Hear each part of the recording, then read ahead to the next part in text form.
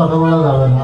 কোরআনের সাথে সম্পর্ক রাখতে গেলে, তাহলে কোরআনের সাথে সম্পর্ক রাখতে গেলে আমাদেরকে কোরআনকে মজবুতভাবে ধরতে হবে।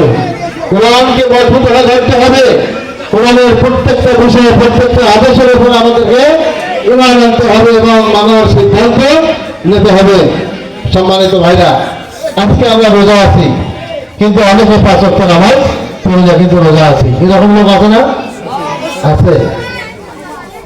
কোন রোজা আছে, নামাজ পড়ে না, এটা হইল রোজা ফলে বলতে পারো ইমানদারের ফল। আপনি যদি ইমানদার হতে চান, তাহলে আল্লাহর খাতায় ইমানদার না করেন, তাহলে আপনি আল্লাহর খাতায় মুসলমান হিসেবে। ইয়া আইয়ুহাল্লাযীনা আমানু কুতিবা আলাইকুমুস সিয়াম কামা কুতিবা আলাল্লাযীনা মিন ক্বাবলিকুম লাআল্লাকুম তাত্তাকুন।